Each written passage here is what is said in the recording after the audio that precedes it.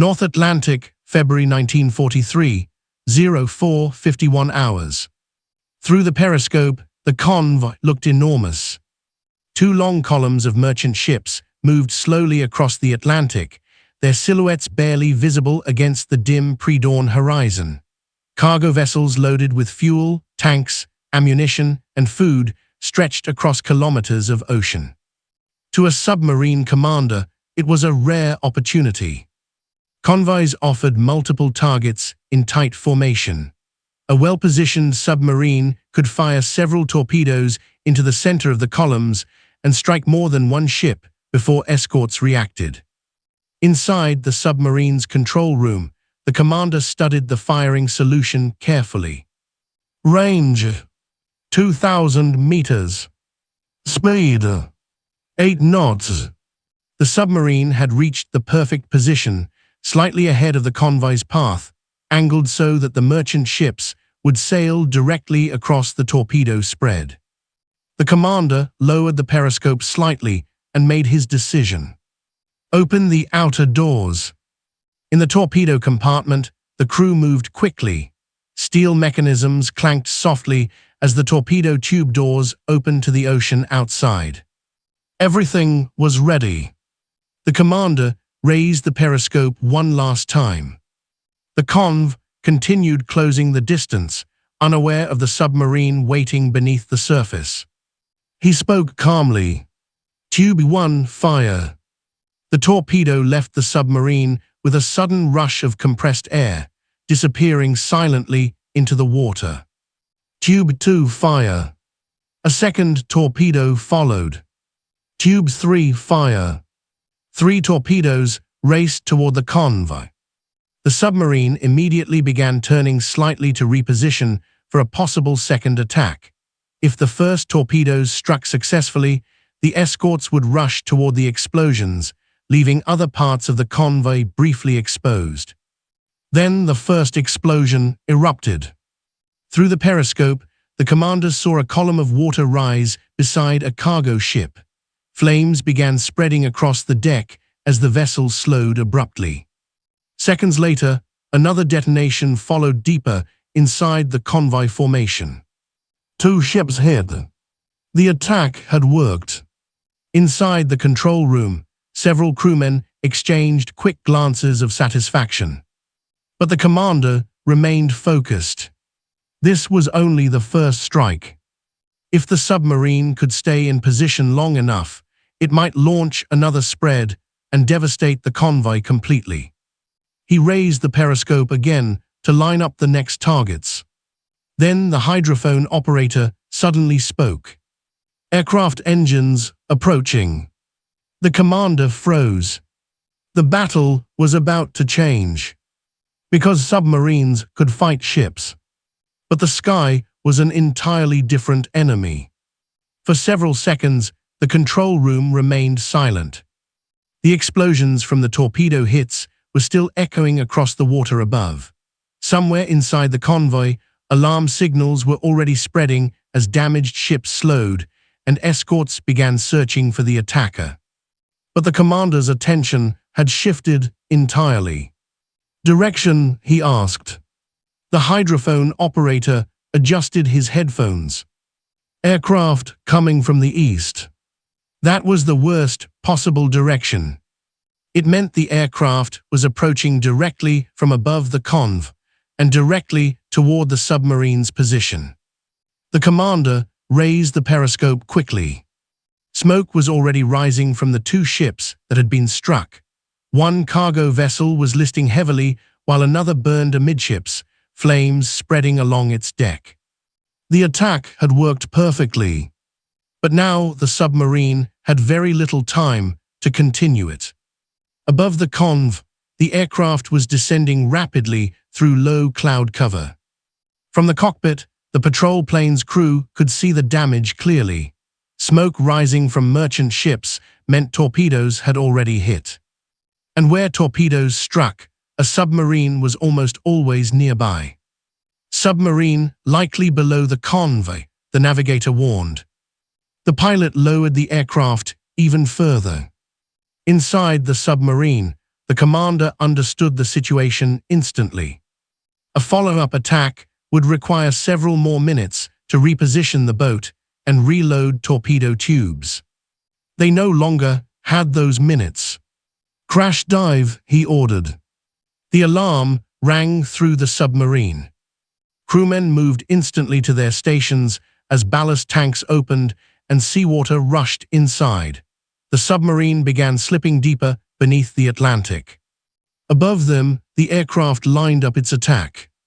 From the pilot's perspective, the submarine was not visible, but the pattern of torpedo hits revealed exactly where it had fired from. The bombardier armed the depth charges.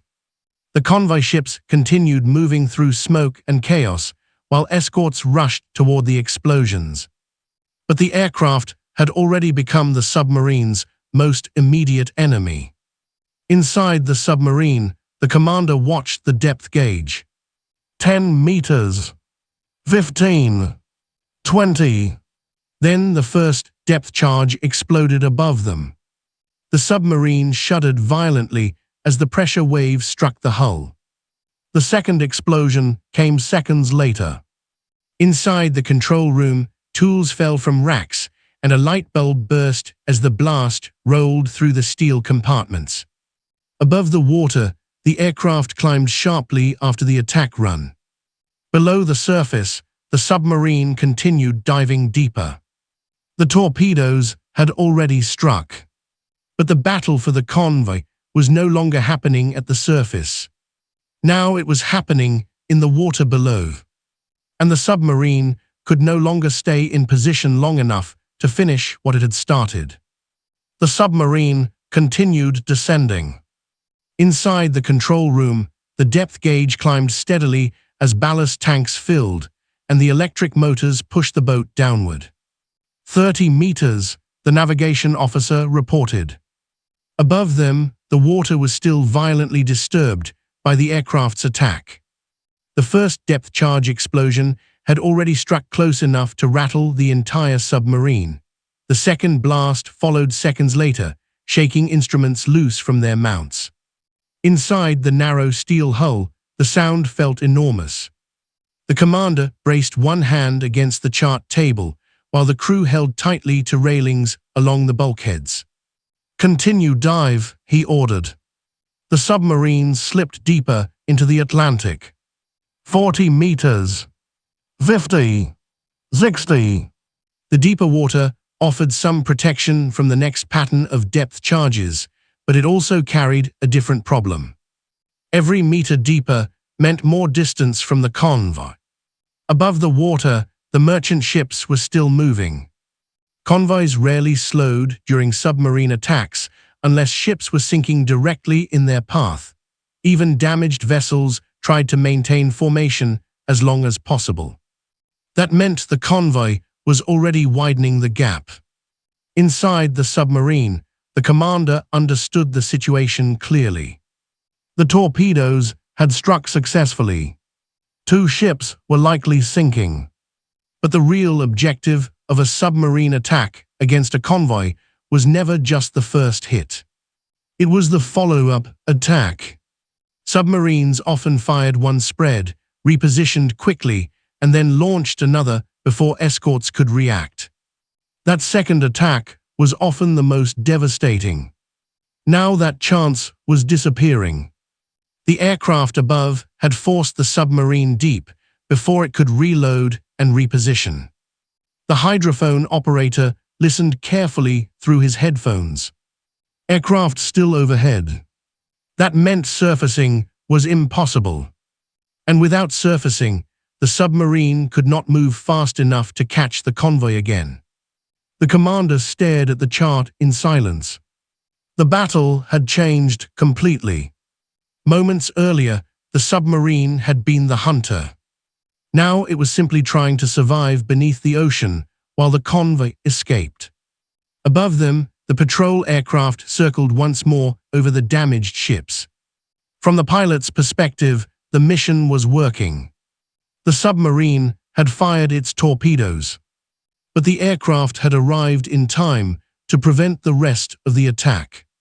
And sometimes in convoy warfare, stopping the second strike was what saved the entire fleet. The submarine leveled out at 70 meters. Inside the control room, the violent shaking from the explosions had faded, leaving only the quiet hum of electric motors and the faint creaking of the hull under pressure. But the danger was not over. The hydrophone operator listened carefully. Aircraft still circling. That meant the submarine could not surface. Above the Atlantic, the patrol aircraft had shifted its role from attacker to guard. The pilot no longer needed to destroy the submarine immediately. The torpedo hits inside the convoy had already revealed where the attack had originated. Now the aircraft's task was simple: keep the submarine underwater. Because every minute the submarine remained submerged was another minute the convoy moved farther away. Inside the submarine, the commander understood the trap perfectly. The boat could not move quickly underwater. Electric motors were quiet but slow, and battery power limited how long they could remain submerged. If they attempted to run fast beneath the surface, the batteries would drain quickly. If they stayed slow, the convoy would escape. The commander studied the chart again. At 8 knots, the convoy would already be widening the gap with every passing minute. Above them, the aircraft continued circling the damaged ships. From the cockpit, the pilot watched the burning cargo vessel drifting behind the convoy formation.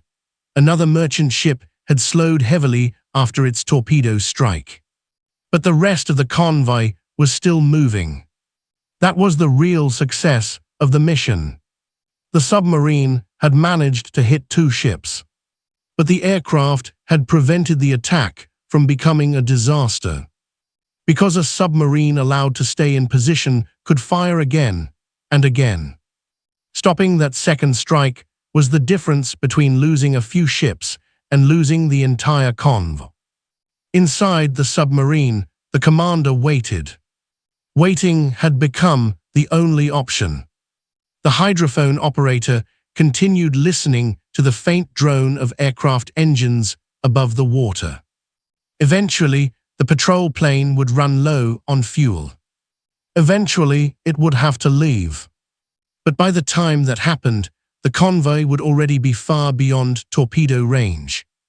The submarine had fired its torpedoes. The hits had been successful, but the sky had arrived before the submarine could finish the battle. For nearly 20 minutes, the submarine remained deep. Inside the control room, no one spoke louder than a whisper. The electric motors turned slowly, pushing the submarine forward at barely more than a crawl. Silent running had become routine during aircraft attacks. The hydrophone operator listened carefully through his headphones. Above them, the faint drone of the patrol aircraft continued circling the convoy. The pilot knew exactly what he was doing, keeping the submarine trapped underwater long enough for the merchant ships to escape. Inside the submarine, the commander watched the chart again. At 8 knots, the convoy was steadily increasing its distance. Even if the submarine surfaced immediately after the aircraft left, it would take valuable time to reposition for another firing solution. Time that the convoy now had. The commander finally spoke quietly. Status of torpedo tubes. The torpedo officer answered immediately. Reload in progress, but incomplete. Which meant even if the submarine surfaced suddenly, a second attack could not begin immediately. The opportunity was slipping away. Above them, the aircraft finally turned away from the convoy formation. The hydrophone operator noticed first. Aircraft moving away. The sound of engines faded slowly across the water. But the commander did not order the submarine to surface yet. Aircraft sometimes returned unexpectedly, and surfacing too soon could place the submarine directly beneath another attack run. So the boat remained deep for several more minutes, while the convoy continued moving westward across the Atlantic. The submarine had achieved a successful first strike. 2 ships were likely sinking behind the convoy. But the larger battle had changed. Because the aircraft had taken away the submarine's greatest advantage. Time. At last, the commander gave the order. Rise to periscope depth. The submarine began climbing slowly through the dark water. Ballast tanks expelled compressed air as the boat moved upward toward the surface. Inside the control room, the crew waited quietly. 50 meters. 30. 20. Periscope depth. The commander raised the periscope carefully above the Atlantic surface. For a moment, the ocean looked empty. Then he rotated the lens slowly toward the convoy's last known direction. Far on the horizon, thin columns of smoke were still visible. Those were the damaged ships. But the rest of the convoy was already moving far beyond them. The merchant vessels had continued sailing, while the submarine remained trapped underwater. The commander lowered the periscope. The convoy was now well outside effective torpedo range. Even if the submarine surfaced and pursued immediately, catching the formation again would take hours. And by then, destroyers or additional aircraft might already be waiting. The attack opportunity had ended. The patrol aircraft had not sunk the submarine. From the cockpit, the crew never even saw the submarine itself after the dive. But the mission had still succeeded. Convoy escort aircraft often had a simple objective. Not destruction. Interruption. Submarines depended on surprise and timing. Once a submarine launched torpedoes, it needed several minutes to reposition, reload tubes, and prepare another attack. Those minutes were crucial. If the submarine remained undisturbed, it could strike again before escorts fully organized their defense. That second strike was often the one that devastated convoys. The aircraft had prevented exactly that. By forcing the submarine underwater immediately after the first torpedo hits, it removed the submarine from the battle long enough for the convoy to escape. Sometimes stopping the second attack was the difference between losing 2 ships and losing 20. Inside the submarine, the crew understood how close the opportunity had been. The first torpedo spread had worked perfectly. The submarine had been positioned exactly where it needed to be, inside the convoy's path, with multiple targets crossing the firing line. Another few minutes, and the boat could have launched again. More torpedoes. More ships. Possibly a devastating blow to the convoy. Instead, the aircraft had arrived at exactly the wrong moment for the submarine. And the perfect moment for the convoy. Submarine warfare often balanced on tiny margins of time. Seconds could determine whether a convoy escaped or suffered catastrophic losses. That morning, the aircraft had stolen those seconds. The patrol aircraft crew would report the encounter simply. Submarine attack detected, depth charges dropped, submarine forced to dive. There was no confirmed sinking. But convoy warfare rarely measured success only by destroyed submarines. If the convoy survived, the mission succeeded. From the aircraft's perspective, that was exactly what had happened. The submarine had struck first, but it had not been allowed to strike again. The submarine fired its torpedoes. 2 ships were struck.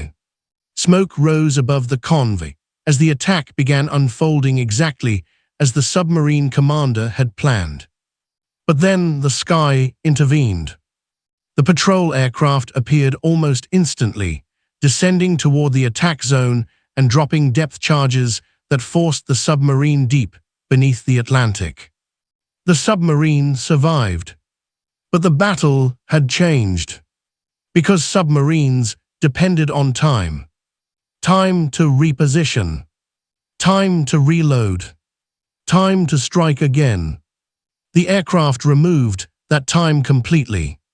The convoy continued sailing across the ocean while the submarine remained trapped underwater.